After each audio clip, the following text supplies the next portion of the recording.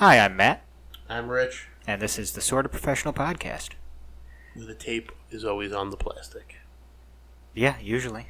That's a good way to have it, I think. Sometimes it gets on the book cover. You know what? I'm going to turn my gain down a little here. Like Gain laundry detergent. It's a tad high. Should I smell you? No, I wouldn't.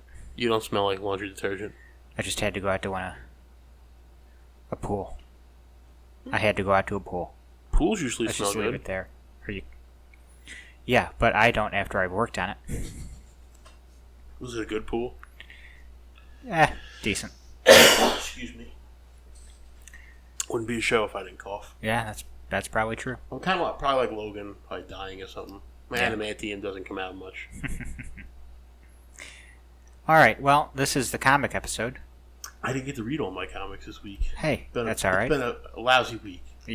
I once again had more comics than I had. I think I only actually got maybe 4 or 5. I had 10. And I only read 3 of them. And I read 3 of mine. Okay. Well, I know at least 2 of them that we read were the same one. Yes. So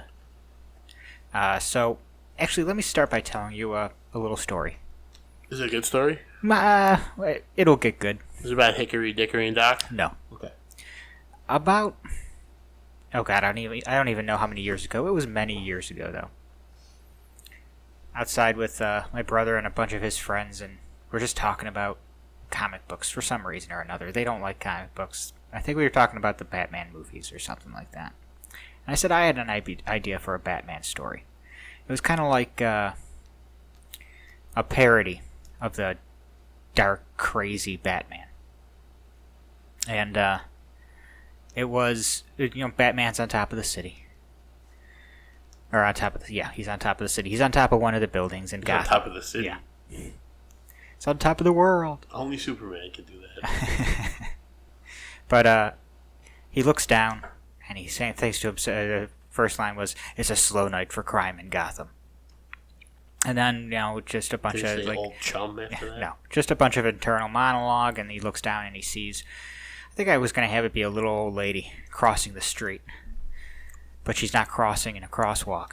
Sounds very Bruce Timmish. She's jaywalking, and he swoops down, and he slams her into a wall, and he's screaming at her about how jaywalking is a gateway crime. This was a Tick episode, I think. Was it really? I think so. I've never watched The Tick. But I was reading Super Sons this week. I didn't get to read mine. And Robin Superboy has just come into Gotham to be with Robin to go do their training. And Robin is looking down on the city, and he sees a guy crossing the street with his dog. But this guy is not crossing at a crosswalk. He's crossing the street. So Robin swoops down, grabs him, and starts screaming at him about how jaywalking's a goddamn gateway crime. Do people just think that much alike? Yeah. That's ridiculous. Yeah. I can't write that story now. No. Now that I've read that You should have wrote it Super before. Sons. How old was I? I don't even remember how old I was when I had this idea. 8. I don't think I I'm was. going to make you a boy genius. Yeah, there we go. Boy genius. Boy genius. At least it's not a baby genius. Kind of like Vicky the Robot from the 80s. Alright. But... You never seen Small Wonder? No. You have to start watching some 80s shows. She was a robot, a little girl. Guy creates her because he wanted a daughter even though he had a son. And she lives in the closet. Never get away with that now. Probably not. Well, Harry Potter did.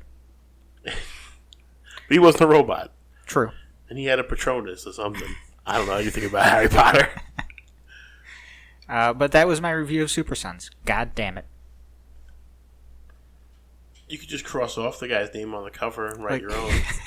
Everything after that, I'm going, yeah, fine, whatever. But still. You were mad.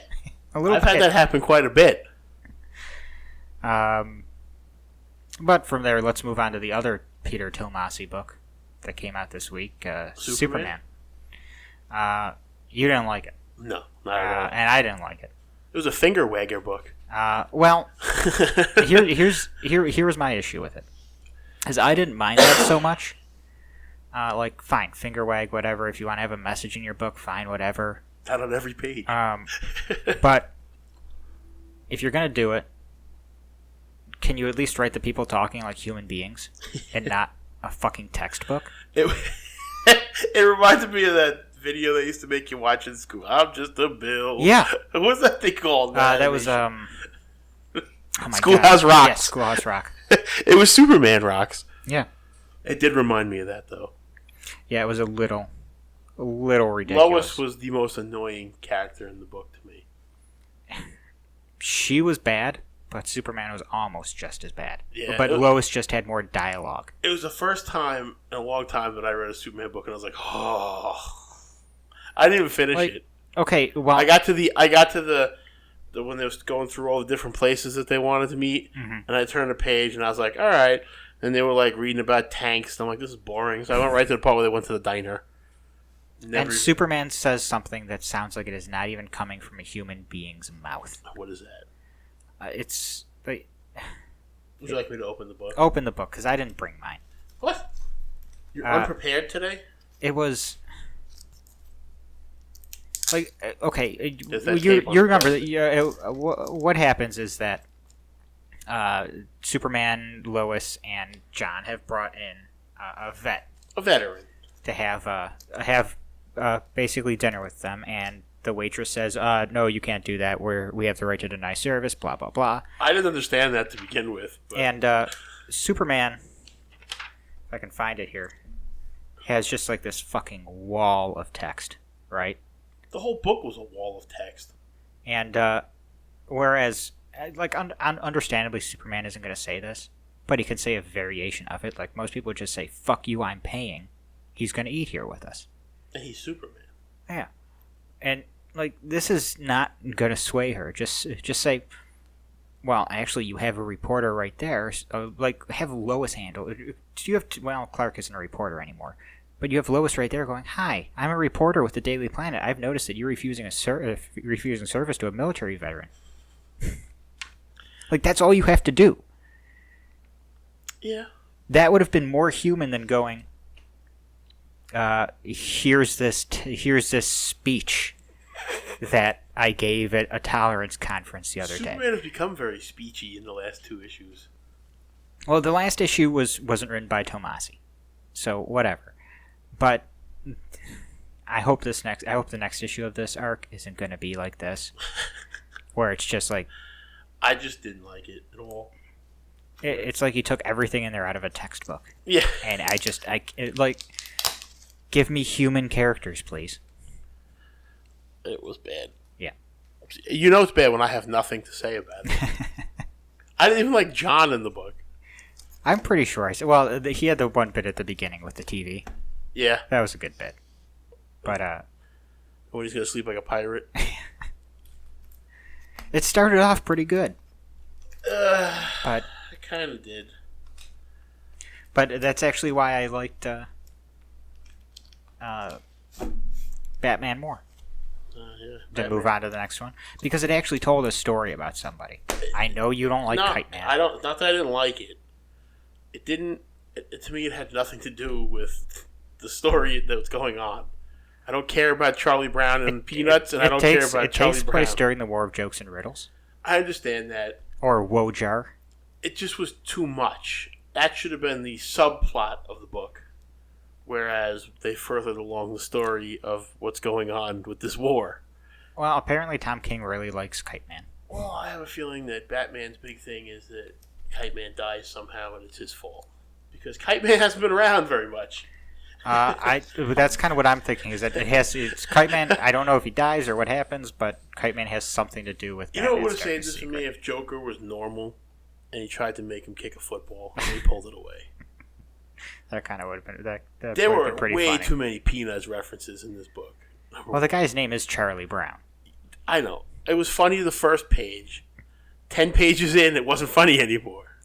Well, if his kite wasn't eaten by a tree. If you had a name that was the same name as a famous character, you'd probably get tired of it too. And then there's the Al Bundy scene where the Joker's just sitting on a couch with him for 5 panels. And they don't do anything. He just says, "I'm sorry." The Joker would have stabbed them if it was written properly. Instead, he just goes, It was so boring. If I wanted to read a book about boring, I'd read Superman. Because Superman was boring this week. But I didn't like it. Kite Man is funny. He goes into the same boat as Crazy Quilt. I did like when Joker opened the door and went, "This is a joke, right?" And he's just standing there with a knife. Yeah. They don't tell us what he's doing. He's got a knife in his hand. He had an apron on too, didn't he? Yeah, like he was making dinner. Yeah. Maybe he was. I want to know what is wrong with the Joker. It's really bothering me. We're almost halfway through the arc, and we still don't know what the problem is. He's not finding anything funny. Why? And why isn't he in a purple suit if this is year one Joker? He changes costumes quite a bit. But he always wore purple. If we're going to be Jokerific, as I like to call it. He didn't switch to the other colors until later on when he was trying to sway Batman. Like, in Endgame, he went to the black because it was the end. Ooh, color symbolism. Yeah. There we go. And the Riddler served no point in this book. I did like when Clayface just gobbled the guy up outside the bar, though. But the way that page was laid out, the big panel of Clayface ruined the whole surprise of that being Clayface. Yeah. And that was basically all that went on in the book. I mean, I did chuckle at the Charlie Brown joke the first time. I mean, Joker should have called him a blockhead at least when they were sitting there. I always appreciate somebody taking a little-known character and trying to, give them something, some kind of story or... All I know is whatever happens to Batman in this book better be better than what they just did on Wrestling with Kurt Angle. I don't know what they did with You Kurt Angle. watch Family Guy, right? Yeah. You know where Peter sings the song about My Black Son, the show that he wants to make? Yes. Well, basically they did that to Kurt Angle. Like, he just had a baby and it was black. And because the guy looked like Kurt Angle, they were like, all right, that's your son. And somebody actually on Twitter put Peter's song over the whole segment. Did they really? Yeah, and it went perfectly with it. So it better be better than that. So what's your money on? Is Kat going to say yes or no? I'm going with no. I want her to say no. I think just from going from the fact that you can't really have Batman married for very long. Apparently, Catwoman's going to be a main part of the Birds of Prey soon. Yeah. Okay. I don't know that I put money on it. All the panels so far that have told about future books that we'll talk about later on are all like they give you both sides of the coin. So it's like, why am I listening to this? I just want to know what's coming up. Apparently, we're getting a Joker Batman. Yeah, we're getting a lot of different Batman, apparently. A Batman that laughs. That should be interesting. And he's got his own Robin. Yeah, well, the Batman I like laughs. So. Which Batman is that? Lots of Batman. Adam West? No, they don't go around laughing like maniacs. But you could pull a chuckle out of them. I like my grumpy Batman that only chuckles when it's appropriate. Well, like when he has Wonder Pig joke. In the Justice League show. And she kisses him and he goes, I still haven't seen that. What? Still haven't seen that. That's one of the best episodes because the pig uses the bracers.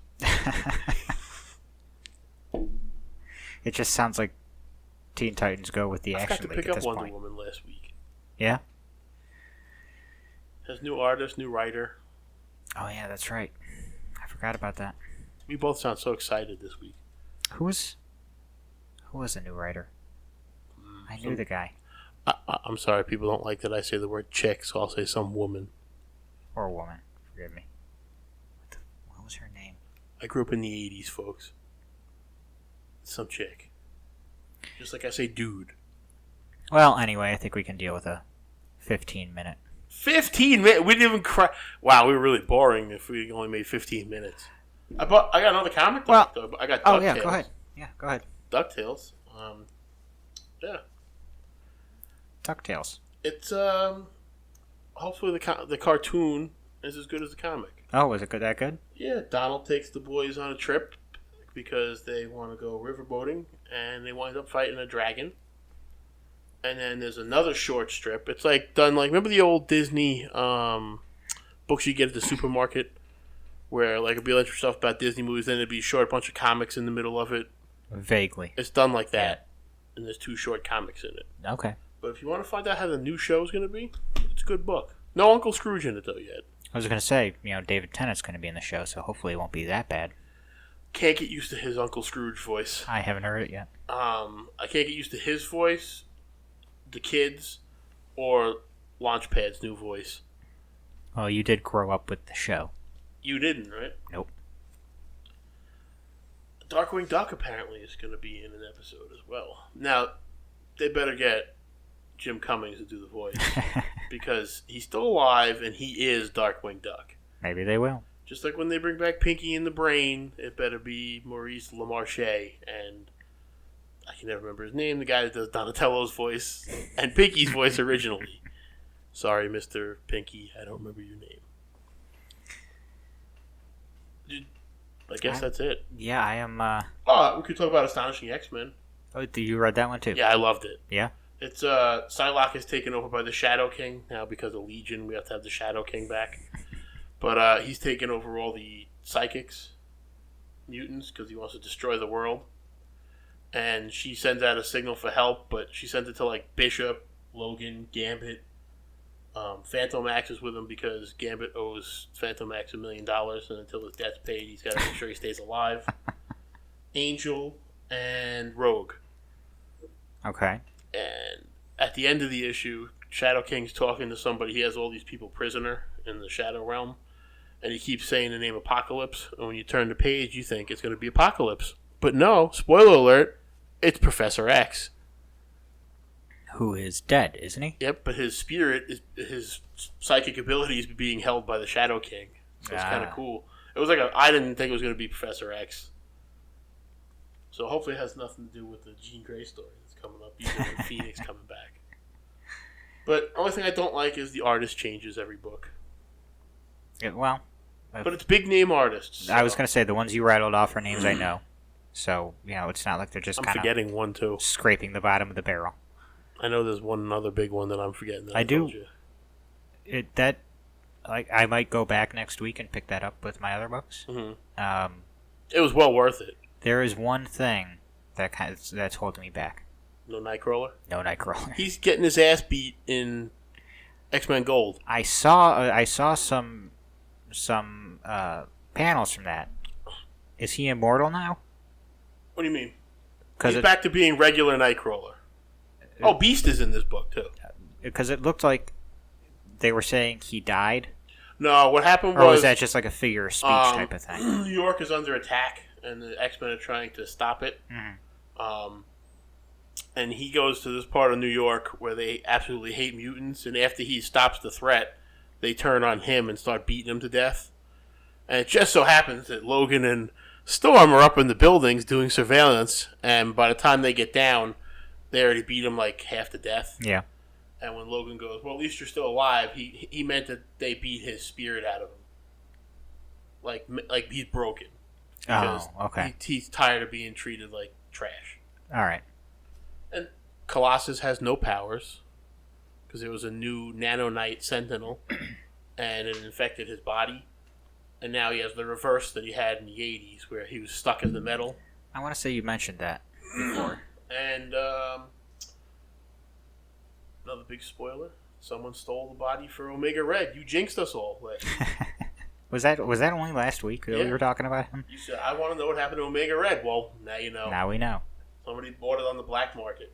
Hey, there's a lot of characters I want to know about what happened to, so, hopefully we'll find out some more of those. But if you're not reading X-Men Gold, and even X-Men Blue, because all the old villains are now fighting the young X-Men, because I think Magneto's behind it all, because he's working on a machine to send them back to their time, because he's sick of them. He's sick of them, and he wants the timelines. Is Magneto the audience? I don't mind them when they're not interfering in the regular X-Men books. Yeah. Yeah. But Havoc shows up in X-Men Blue. That came out last week, too. And he just annihilates the young Cyclops. And he goes, "I'm not the same brother that you know, because when he knows them, they're young." Right. So it's pretty cool. And Havoc looks like the Phantom of the Opera now, because in the Mutant Wars they blew off half his face. All right. But if you're not reading the X-Men books, you're missing out. Yeah. Yeah. Well, maybe I'll pick it up next week then. I keep hoping Iceman's going to show up because I like Iceman, but he's too busy having his own book. Yeah. Apparently, he's the only character in the Marvel Universe that has his own book that can't be in another book. Yeah. Pretty much everybody else is in every other book, aren't they? I mean, Logan's in every book. Yeah, it seems like I'm seeing him on the cover of almost every at least X-Men related book. He's on every team. He is a busy motherfucker. Yes, like Deadpool. Deadpool's everywhere. Yeah. Soon Harley will be like that because she's going to be in Gotham. And... Joy of joys. I don't. Some people like Deadpool. Some people like Harley. As long as you keep buying it, they'll keep making it. So we got the episode. If you print it, they will come. I hope they're not coming. Well, it's Harley. Had to make it a little dirty. There's some people. She fights the Clock King, so I was okay with the issue just came out. I call it an episode. You mentioned that last week, I think. Was it last week Harley came out? Whatever week it was Harley came out, you mentioned that she fought the Clock King. Yeah, he keeps... I don't know if this is age appropriate, but he has a ring that he can press the button on and they can travel through time. Yeah. But his hands are behind his back and he manages to press the button and he's with Sportsmaster. And Sportsmaster goes, "Where do you have that ring?" It's around his penis. And they go to Powergirl's shower. Interesting. Yeah. You want to leave it at Powergirl's shower? Not only that, Harley's dad's pretty badass, too. He was a criminal. Yeah. I never thought I'd like another character's parents. Yeah, Powergirl's shower is a good place to end. I'd go there. Okay. Well, let's end it there.